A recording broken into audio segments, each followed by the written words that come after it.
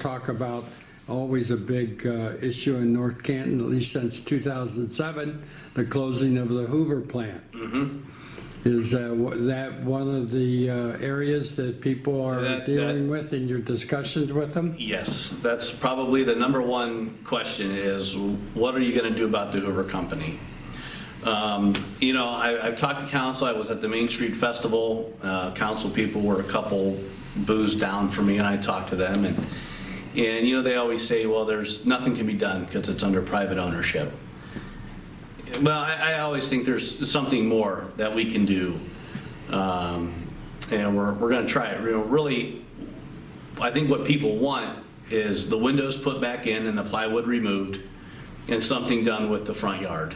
The aesthetic part. Yes, that's really. I don't think, talking to people, I don't think they care if anything's going on inside the building. They just want it to look like it did before the Hoover Company moved out. Talking to certain people at the Main Street Festival that didn't live in the area, and I asked them about the Hoover Company, and the question I asked was, if you were looking to relocate to a city, would this be a place? And they said no.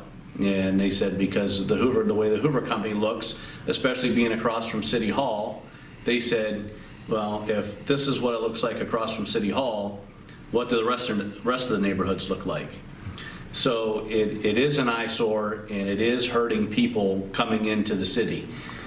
So it would be nice to at least put the windows back in. I mean, ultimately, it would be great if something did go there. It would be right. Yeah, I'm sure great. Scott Kelly is, if you're elected mayor of North Canton, not going to just be happy with things looking nice over across the street from City Hall. No. So what's your plan to revitalize and re-energize what's happening at the Hoover facility there? I think when we talked before, you referenced the work that's on the Maple Street side, and you're generally pleased with that? Yes. But you want something happening on the other side, the Main Street side. Correct. That's what people see. Have you given any thought to what that might be? Yes, I was actually given the name of a couple developers that may be interested in doing that project. I know they're competitors, but maybe they can work together in a joint effort to revitalize that. That's if Stuart Lichter wants to sell that portion of the building. So are you interested in working with them, or do you think that's over with and North Canton needs to move on? Exactly where are you on that particular matter? Here's how I look at it. I mean, he's developing the Hall of Fame, and I believe the Hall of Fame's not scheduled to be done until 2019, 2020.